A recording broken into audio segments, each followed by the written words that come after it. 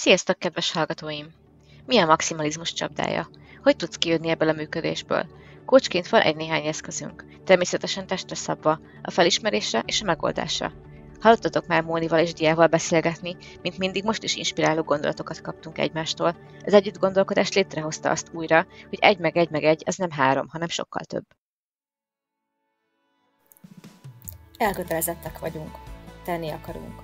Számunkra az ember a fontos. Beszélgetünk arról, hogyan tehetünk többet magunkért, egymásért. Értetek. Vagy értsetek. Segítünk.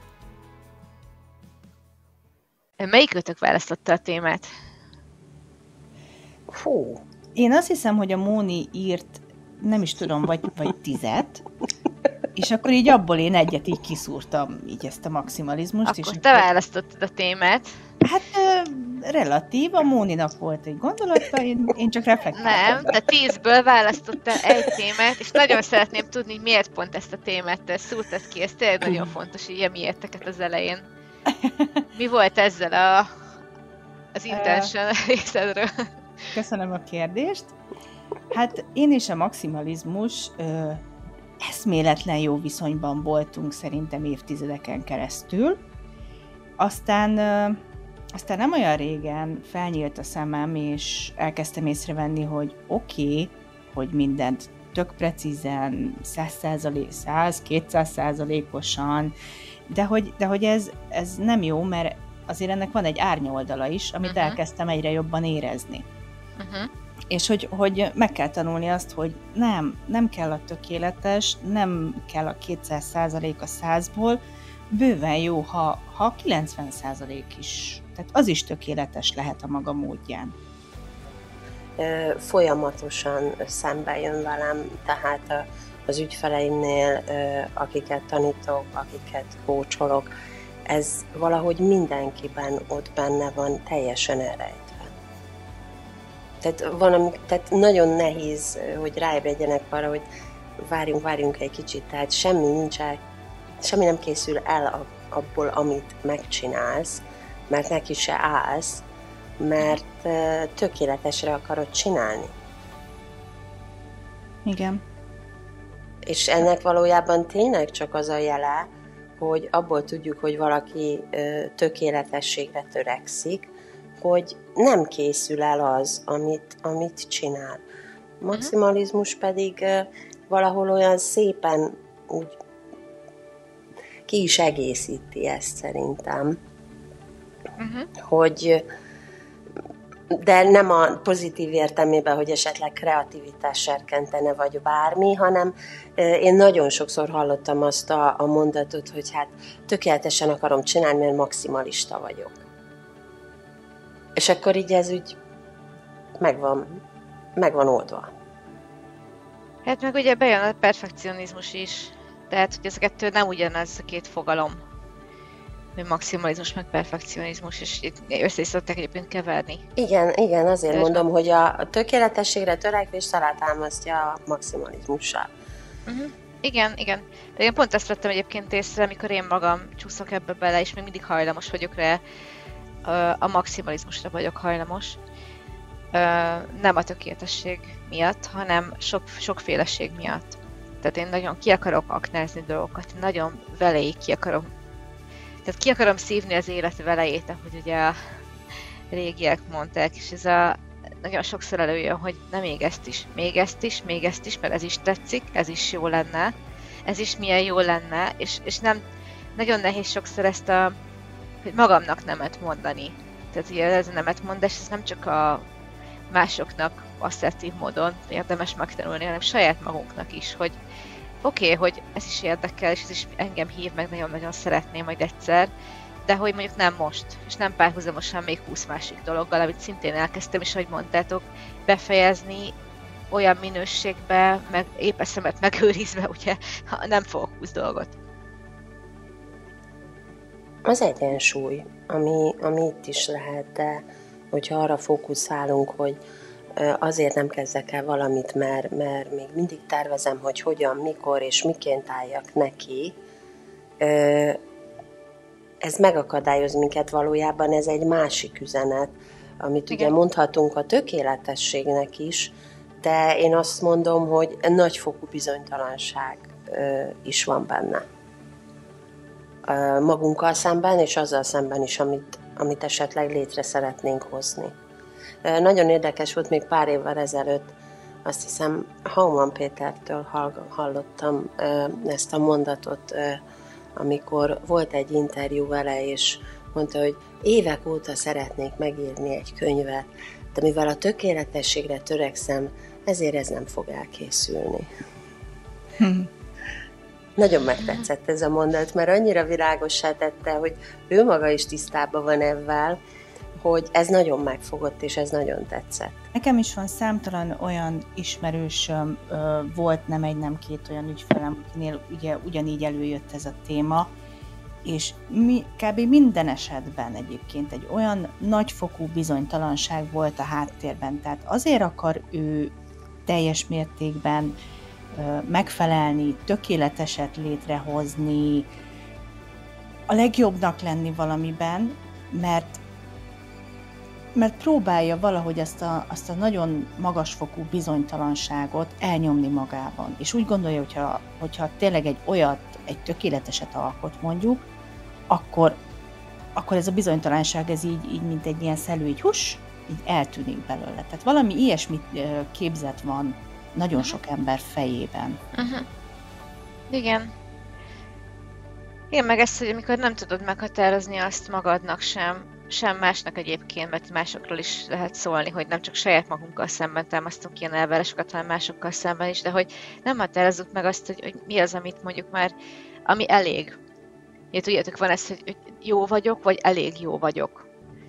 Tehát, hogy van egy cél, van egy valamilyen törekvés, amit hogyha elértem, akkor az már ott elég, és kész, nem kell tovább tolni. Tehát nem kell túltolni a házat. Igen, és ez is egy ilyen érdekes dolog, hogy ugye kettő, ugye a maximalizmus meg a perfekcionizmus is arról szól, hogy valamit túlságosan nyomunk, vagy valamit, hát igen, ebből a balanszból, egyensúlyból kiestünk, csak hogy ugye a perfekcionizmusnál meg ott is vannak ilyen jófajta perfekcionisták, akik mondjuk egészségesen állnak hozzá a dolgokhoz, és igazából csak a teljesítményre akarnak rátekerni, de van, aki már leve a kudarctól fél, ahogy mondtad, Móni, hogy neki se állok, vagy lehet, hogy semmire nem leszek jó, hogy abszolút, hát nem tudom tökéletesen megcsinálni, akkor inkább el se kezdem. Igen, és akkor itt jön képbe az, hogy nem szokjuk meg a folyamatát annak, hogy valamit csinálunk, és nem szokjuk meg megszeretni a folyamatokat. Mert amikor valamit elkezdünk csinálni, akkor egyre jobban és jobban fogjuk tudni csinálni. És akkor itt jön képbe a kiválóság, ami kiváltja ezt a két dolgot szerintem, a maximalizmust és a tökéletességre törekvést, hogy legyek kiváló magamhoz képest. Holnap még jobb, holnap után még jobb, de ez viszont elkerülhetetlen a folyamatos gyakorlás és tevékenység nélkül. Hát igen, meg vannak olyan típusú dolgok, olyan típusú célok, vagy folyamatot mondtál, de akkor legyen inkább az, hogy feladat, tehát valami, amit el kell végezni, el kell érni valahová, hogy van olyan, ami folyamatos fejlődésről szól, és ez tényleg egy ilyen folyamat jellegű, de van olyan, amikor tényleg csak az van, hogy ki tudom szépen pipálni, hogy jó, akkor kész, megvan, ennyi volt. És ugye aki azt fölé akar még teljesíteni, az csúszik bele ebbe, hogy jó, akkor hol van az elég. De ahogy mondtad, a folyamat típusú feladatoknál, vagy folyamat típusú fejlődésnél, ott meg van ez, hogy hát mindig egyre jobbak akarunk saját magunknál lenni, de a saját mércénk szerint, szóval, hogy nem valaki másnak a felállított hát ilyen skálája szerint, vagy máshoz hasonlítva, hanem saját magamhoz hasonlítva, saját korábbi énemhez hasonlítva. Hát igen, és itt jön be ugye a paradoxon, hogy amikor az ember elindul ezen az úton, akkor döbben rá arra, hogy jó ég, mennyi minden lehetőségem van még, hogy ebbe is jobb legyek, abba is jobb legyek, vagy amabba is, de először meg kell tudni állapítani azt, hogy bármiben jó lehetek, de ahhoz csinálnom is kell. Tehát ez valahogy úgy néz ki, hogy ez a tökéletességre törekvés, valahogy azt várjuk, hogy egyszer csak az egész ott magától fölépül, és elkészül, és ott van, és kész van. De nem látjuk azt, hogy nekünk milyen munkát kell ehhez beletenni, és itt mondtam ugye a bizonytalanságot is, hogy bizonytalanok vagyunk abban, hogy képes vagyok-e én erre a folyamatra. Tehát csak valahol a végét látjuk, hogy ezt meg kell csinálni. És neki se állunk, és nem látjuk azt az utat, ami oda vezet, hogy az kész legyen, azon nem gondolkozunk, csak a végét látjuk. És ez megrettentheti az embert.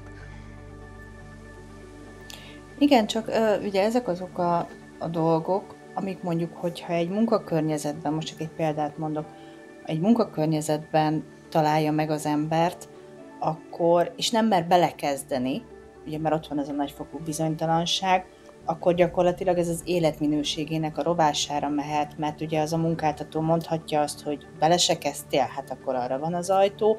Tehát, hogy tudni kéne felmérni, nem is az, hogy felmérni, hanem valahol egészségesen belülről kellene jönnie az embereknek egy olyan érzésnek, vagy nem is tudom, hogy ha azt mondja, hogy oké, ez a feladat, ez nekem túl sok, de akkor is legalább megpróbálom, és elindulok. És aztán útközben ez persze úgyis majd alakul, de hogy legalább elindulni. Viszont hát nagyon sokan tehát feladják ott a rajt, és már át se lépik a rajtvonalat, mert én erre képtelen vagyok. Hát persze, de amúgy ezek az önbizalom hiány jellegű dolgok, ezek honnan jönnek? Tehát ez a típusú önbizalom hiány, amikor azért nem hiszed el magadról, hogy képes vagy rá, és soha életedben nem tapasztaltál hasonlót. Ugye van ez a verzió, hogy mondjuk benevezek egy főzőversenyre, soha életemben nem neveztem még be főzőversenyre, akkor nem tudhatom azt, hogy én abban hogy fogok teljesíteni nyomás alatt, hogy milyen buktatói vannak, stb. Normális, egészséges dolog azt, hogy úgy érzem, hogy lehet, hogy rossz lesz, lehet, hogy nem leszek első, vagy utolsó előtt is se leszek, de hogy van egy ilyen gát, amit ugye meg kell ugrani, hogy megpróbálom, belelépek, hát ha jó lesz. És ez az, ami sokakból hiányzik. Igen. De itt is figyelembe kell azt venni, hogy benevezek egy főzőversenyre, de tudjam azt, hogy milyen út vezet oda. Tehát, hogyha most én életemben nem főztem, és én benevezek egy főzőversenyre, hát nem tudom, tehát én a született tehetség témakörében nem hiszel? Nem hiszek. De nem is azt mondom, hogy nem főztem soha életemben, hanem nem vettem részt főzőversenyen. Tehát ez két különböző dolog, hogy nem tapasztaltam meg magát a verseny dolgot, hogy milyen az, hogy több ember előtt jobbnak kell lennem egy bizonyos témakörben másoknál. Lehet, hogy egész életemben főztem, és tök dicsérik a családom, imádja a főztemet, de mondjuk nem mutattam még meg szakembernek, zsűrinek, más köröknek, hogy azt én hogy tudom csinálni, és nincsen tapasztalatom ebben a dologban. Tehát persze, hát hogyha nem főztem még soha életemben, akkor nem a főzőversennyel kezdem. Most ezt csak azért mondom, mert amit mondtál, Márti, meg amit Dia is az előbb mondott, ez természetesen a leges-legelső akadály, ami itt van, és szerintem mindenkinél, az a megfelelés. Meg akarok felelni, mert mit fognak szólni. Na hát ez az. De ez van rejtve, ez az akadályunk. Ez nagyon el van itt rejtve, nagyon-nagyon mélyen van. De ebből gyökerezik ki a tökéletességre való törekvés. Ez az a félelem, amiből ez kivirágzik.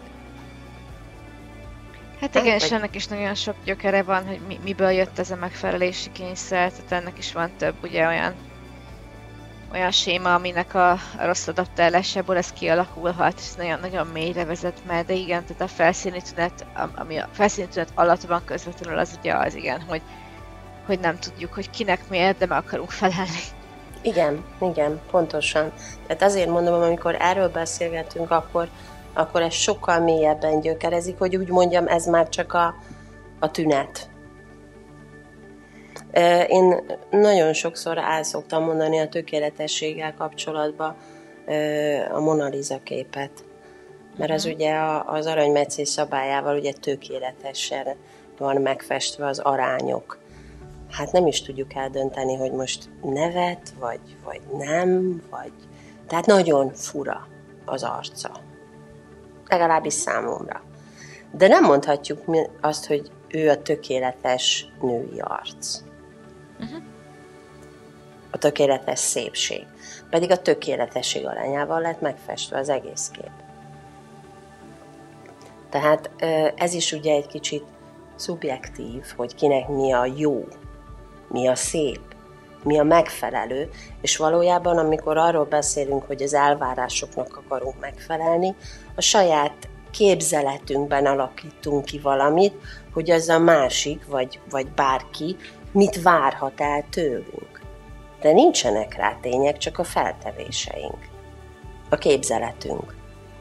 Most nem arról beszélek, hogyha le van írva az, hogy ennek és ennek a szintnek kell megfelelni, ehhez a szinthez pedig ezt és ezt a dolgot kell, hogy tudja csinálni, az más, az oda le van írva.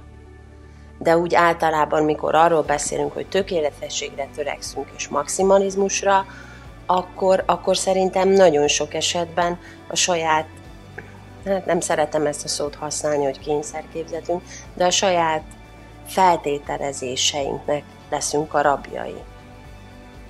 És még akkor is, hogyha egyébként mondod, hogy vannak pontról pontra leírt követelmények, tehát még ott is bejöhet ez a szubjektivitás, hogy azt mondod, hogy ha van valaki, akinek van egy olyan szubjektív meggyőződése, egy tökre pontos körülírt ilyen szabványról is, hogy ő annak szerinte ő még nem felel meg, és ez működik benne, ez a tökéletességre való törekvés, akkor azt nem fogod tudni meggyőzni róla, hogy te vagy senki más, hogy de ő azt már elérte. Mert még mindig ott van benne az a feltételezés, és ez a visszahúzó erő. És ezért ad az ember ugye egy visszajelzést arról, hogy mi az, ami működik, és az hogyan működik.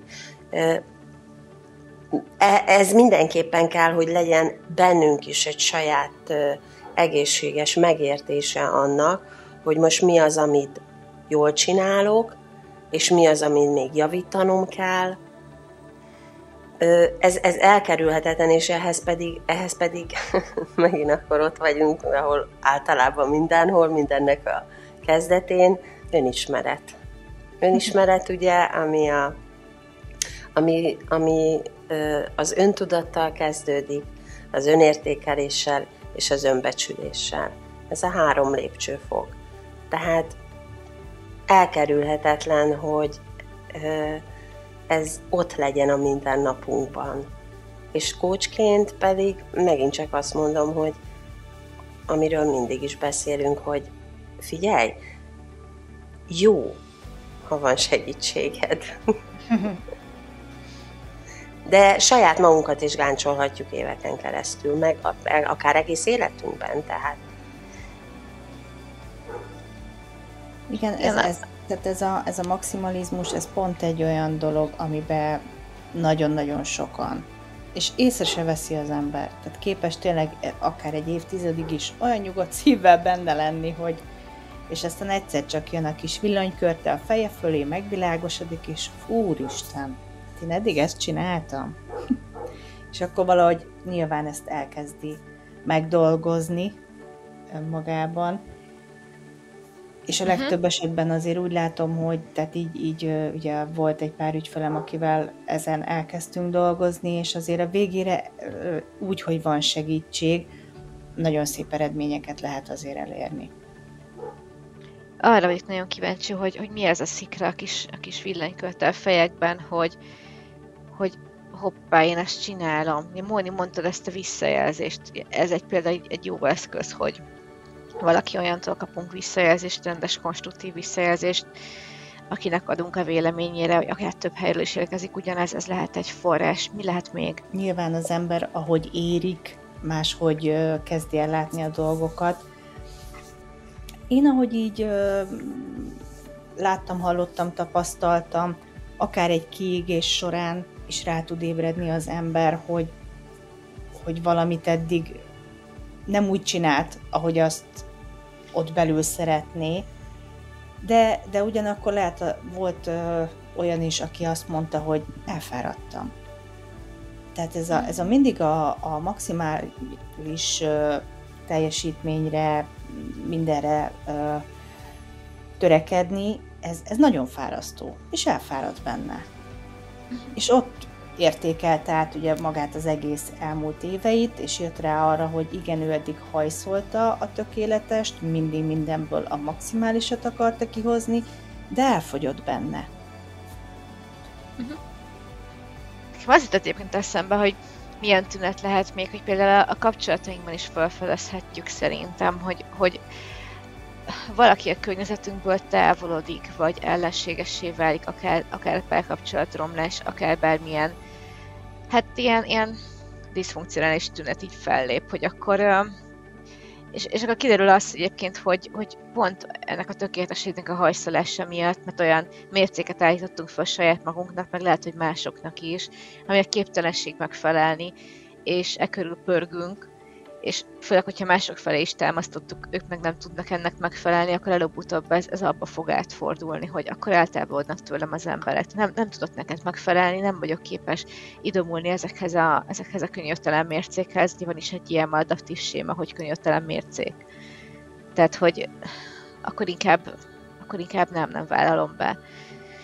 Szóval van, éppen pont itt a sémeknél jutott így még eszembe, még az előbbi gondolathoz, hogy mikor lehet egyébként rájönni erre, hogy van egyébként egy ilyen coaching folyamat például, vagy valami más segítői folyamat, ahol megnézzük ezeket a sémákat, ezeket a mintákat, és ott kijön, az ember feltűnik, hogy hoppá, nekem van egy ilyen működésem, az meg nem fogja azt jelenteni sajnos, hogy azonnal meg is oldom. Tehát ez egy hosszú-hosszú folyamat, hogy kijönni ebből a működésből. Még onnantól kezdve, hogy tisztán látom, és tudom, hogy én ezt csinálom, meg észrevettem, hogy csinálom, még onnantól kezdve is hosszú önmunka lesz.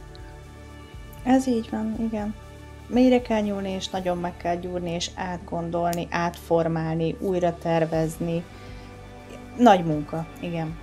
És fájdalmas. Persze, de amúgy igazából azt vettem észre, hogy minél durvább ilyen mélyen fekvő régi gyerekkorból eredő dolgot fedezünk fel, és minél hosszadalmasabb, fájdalmasabb a folyamat, annál felemelőbb is tud lenni. Tehát egy olyan katarzissal tud járni, hogy elindulsz ezen az úton, és megint eszembe jutott Móni, amit mondtál a folyamat élvezéséről, meg a folyamathoz való hozzászokásról, hogy az lesz maga egy ilyen örömteli utazás, hogy oké, hogy maga a téma, amivel foglalkozok, fájdalmas, de mégis az, hogy én erre képes vagyok, meg hogy elindultam ezen az úton, ez már emel rajtam egyet. Igen, mert leteszel egy terhet magadról. Tehát ez mindenképpen így ahogy mondod, egy örömteli út, mert folyamatosan leesik rólad egy-egy zsák, és megkönnyebbülsz, fellélegzel, újra naposnak látod az életet, tehát egy teljesen másik állapotba kerülsz igazából.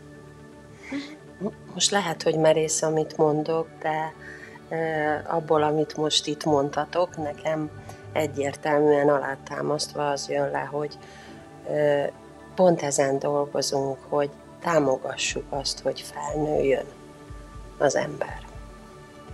Mert hogyha még mindig abból indulunk ki, hogy a gyerekkorban fölszedett szokásokból élünk, akkor még nem mondhatjuk azt, hogy felnőttünk.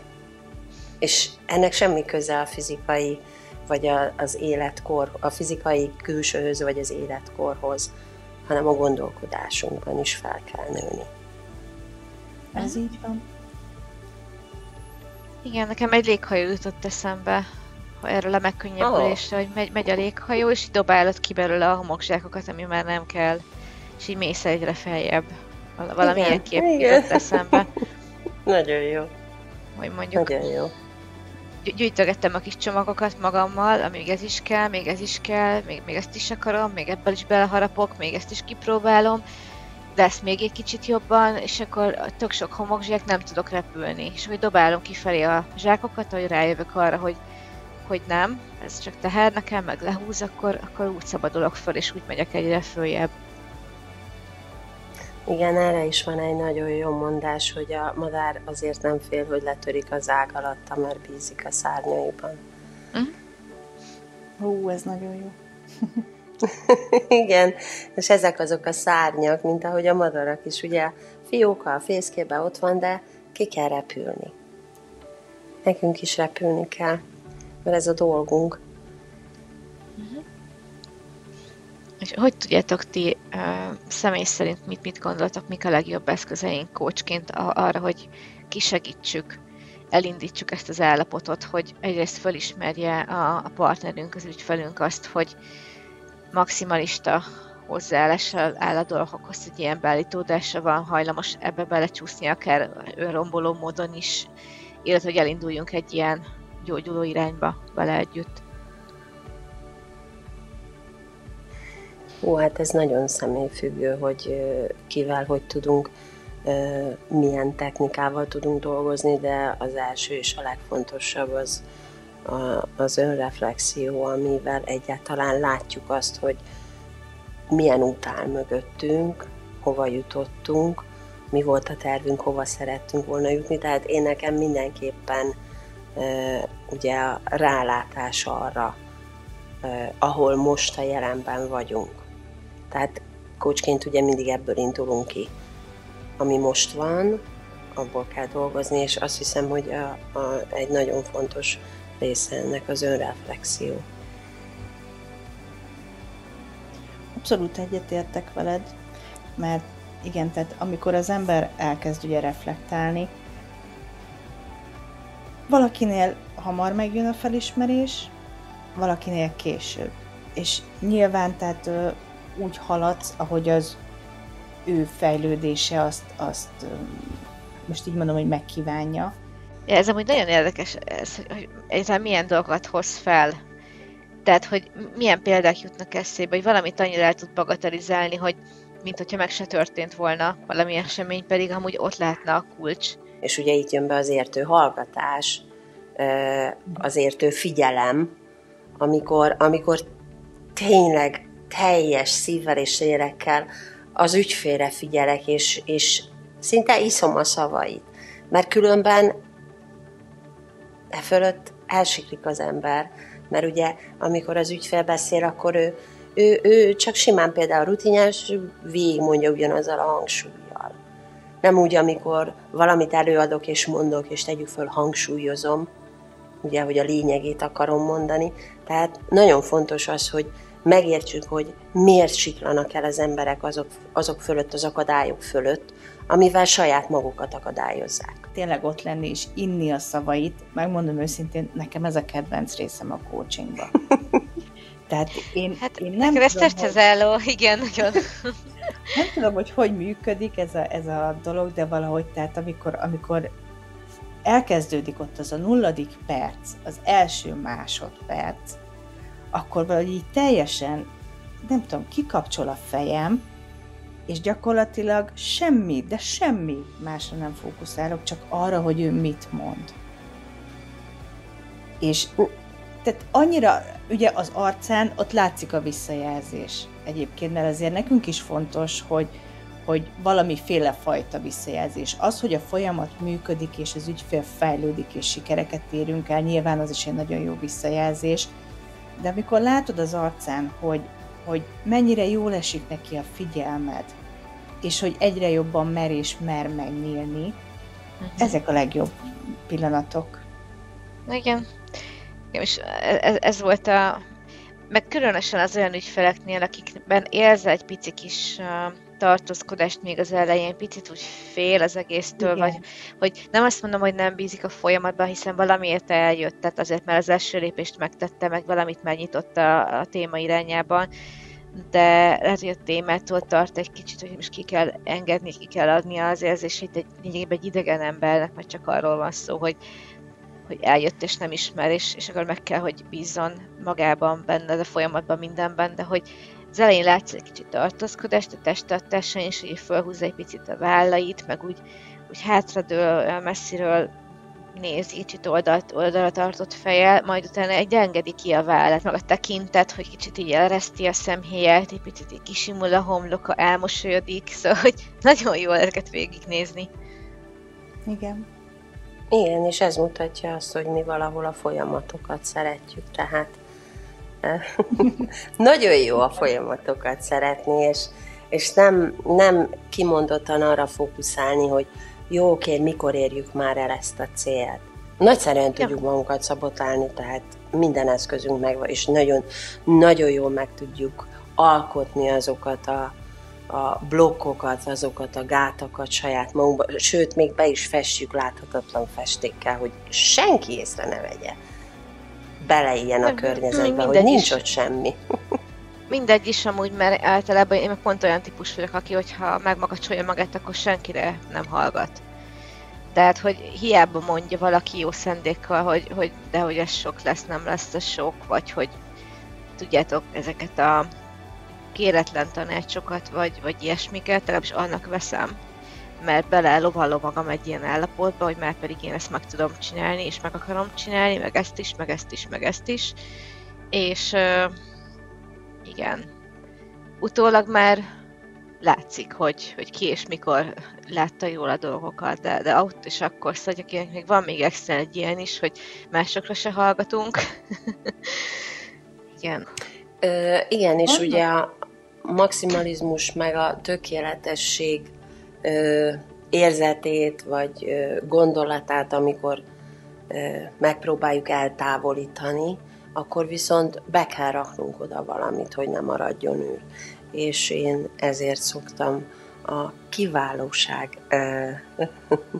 szót behelyettesíteni oda, tehát, hogy ne maradjon ott űr, kell oda valami, tehát ehhez az úgymond idézőjelben rossz szokást be kell helyettesíteni egy másik szokással, ami építi az embert, de ehhez a kiválósághoz, ehhez pedig valóban dolgoznunk kell azon, hogy észrevegyük, hogy ma jobban megy, ma már könnyebben megy, és elfogadom azt, hogy holnap még könnyebben megy, de lehet, hogy lesznek olyan napok, amikor azt mondom, hogy hát oké, akkor vegyem tudomásul, hogy ma sehogy nem megy.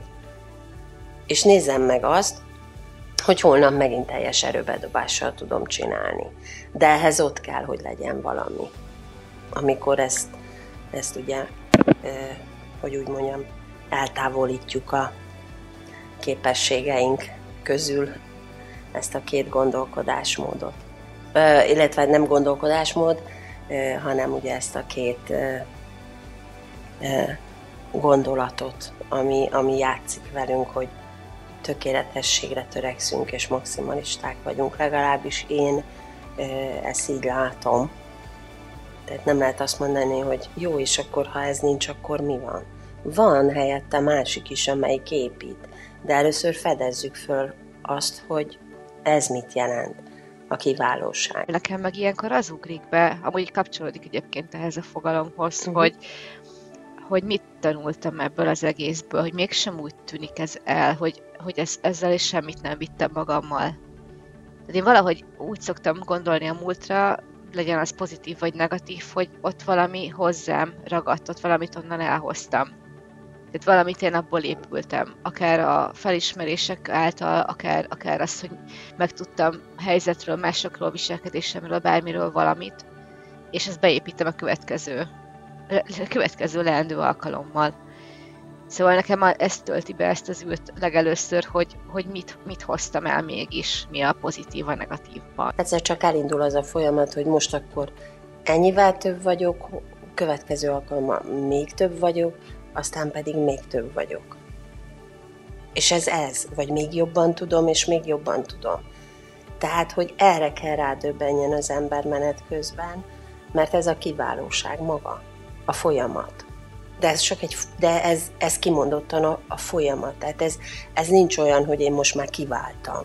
Mert az már a negatívuma, igaz, az egésznek. Tehát ez tényleg egy folyamat. Ezzel nem hasonlítok össze senkit. Illetve nem hasonlítom össze magam senkivel. És nincs is összehasonlítási alapja. semmire, csak saját magammal. Mert én tudom azt, hogy tegnap mennyivel voltam jobb, meg holnap mennyivel leszek, és pontosan ez az, Márti, ahogy mondod, hogy mindig viszek és veszek magamhoz, de nem az egészet egyszerre. Hát meg nem is tudom, hogy még mi áll előttem. Tehát ez Pontos, meg a másik igen, fele, hogy igen. mondjuk lehet, hogy olyan dolgot tudok hozni, amit majd egy jövőbeli dologba beépítek, amit még nem is láthatok, hogy mi lehet vajon.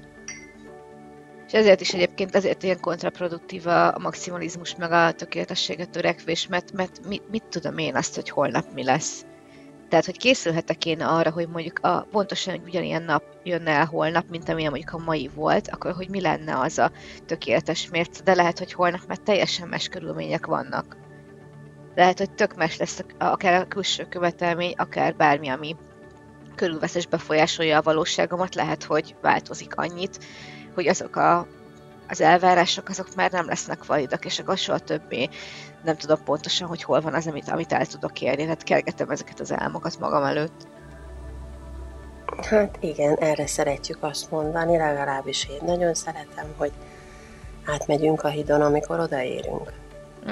Nagyjából igen. És ez még egy dolgot hoz magával, amikor erről beszélünk, amit mondtál, Márti, mert ez valóban a gyökere annak, ugye, hogy mindig valamit hozzáteszek, mindig valamivel építem magam, ez pedig ugye már mondhatjuk, hogy a fenntarthatóság. Mert ezzel képesek vagyunk fenntartani saját magunkat, a folyamatunkat, és ez nem vezet kiégéshez, energiapazarláshoz, hogy elfogyasztjuk saját magunkat.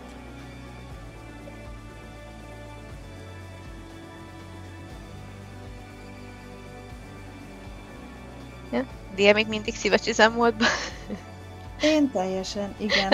Megmondom őszintén, ahogy beszéltetek, most ilyen képek ugrottak be folyamatosan itt előttem, és így próbáltam őket egy kicsit balanszba hozni, mert ugye a legelején volt ez a léghajós, amikor dobálom le a súlyokat.